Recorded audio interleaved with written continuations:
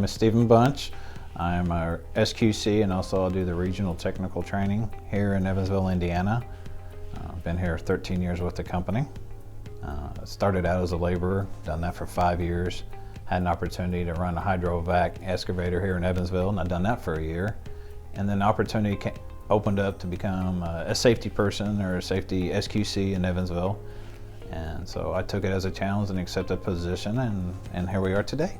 So as far as some of my history, back in '95, I hired in at Otis Elevator in Bloomington, Indiana. We made elevators. And so I had a privilege of actually working with my father. My father was the quality control individual there, so we would we'd make the product, and then he would come and take samples of the product that we make, and then he would inspect it for quality control. So that's some of this, it's a learned behavior from just, growing up with my father and watching in my home. Every time that my father would build something or remodel the house or working on the car, he always put the good effort into it. It looked good, and he was proud of what he had done. And that's how I believe that's where I got my values at, is a learned behavior by watching the way my father done the things that he had done. And then I moved on I became a jailer at our hometown. And, working with that, individuals coming in and just how to handle difficult situations and how to handle different people and stuff. And then that's what helps me to become that leader and help to train these guys, because to be able to take a difficult situation, de-escalate it, and take control of the situation and get these people to listen and understand what you're trying to get across. So that was some of the other stuff that some skills that I have learned and applied over the years. I also worked for another company that I delivered medical equipment, and they had very strict government standards that they had to follow, which in relation, like we do too in the gas industry. So I was actually a compliance person for that company that I had worked for. So I had regulations and making sure that places I visited, they were storing equipment properly. So that again falls into our compliance with regulatory commissions and things like that. So I had another skill that I was able to apply into my position. I look at the core values as individually for myself. I want to be safe anytime I'm out there on the job or anything I'm doing. Even at home, I carry them core values at home. I want to be safe. I work around, do home remodeling, or anything I do around the house, I'm trying to make sure I'm safe as well. But also the quality. Quality is, I take it very personal because I'm proud of all the work that I do. Anything I ever do, it leads to the reputation of that person, which is another one of our core values. And the work that you leave behind, what you do, your action speaks volumes louder than words. And that's just something I always took to heart, is that I want to do the best of everything that I do. I try to do the best and give the best effort I can and be very proud of the work I leave behind. But also, it's not just a reputation of an individual, but the way, because I represent Miller Pipeline too when I'm out there doing the work. And so not only am I representing my own individual reputation, but it's also the reputation of the company itself. And the commitment to the team, the way I see that, is that I'm committed to my job to help these guys that are out in the field. The new hires are coming in. I'm committed to them because I want them to learn to be safe. I want them to provide a quality product. And then the other things will come in place. The reputation will follow up when other people see you doing safe work and you're doing quality product. So that's how I tie it all in. And then the commitment to, from them guys in the field is commitment back and forth. It goes back both ways, is that they're providing us with a good quality product. And that's how it works. It's all teamwork. To be a quality SQC, safety quality person, you have to have that ability. You have to wear several hats. And Steve has the ability to explain to the guys why things are the way they are, why they need to be that way, and then he has that ability for them to buy into that and follow us down that path so we don't have any incidents. I nominated Steve because of his unrelentless commitment to making sure that our guys have everything they need in the field, and the product that we put out is exactly what our customers expect from Miller Pipeline as their contractor. When I found out that I won the quality award, I was like really excited. It was totally unexpected. because just the way I am as a person, I just come out and I just do my job. But it really makes you feel really good that there's other people that are recognizing and seeing that the effort and the work that you're doing, and people recognize that. And so it just gives me reassurance that I am doing the right thing, and people see that. And so that, I mean, it was totally unexpected, but greatly appreciated. Quality is just like anything else, you know. I work on my own cars. And if I don't do the quality work, if I'm putting on a brake job and I only do it halfway, then somebody's life potentially is in danger there, you know. So it's just, it's the right thing to do. If you're gonna take the time to do it right the first time. Because if we didn't take the time to do it the first time, we're not gonna even take the time to even have it, to do it again. Steve is the main reason that we got off to as good a start as we did with our new contract with Ameren. He practically single-handedly implemented that program, you know. So he researched it. He knew what we needed. He went the extra, you know, distance to make sure all the tasks were covered. Steve found several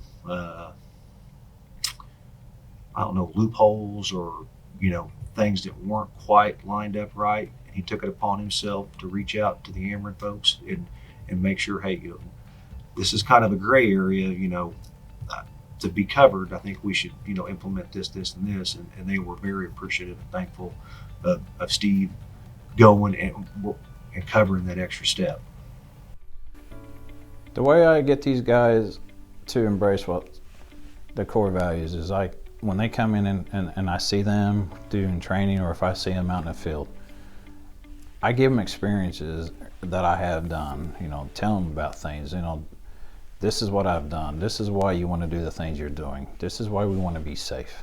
As far as using the core values at home, it's the same thing, because I want to make sure, because I have a family that I got to take care of and they depend on me, and so I don't want to get hurt.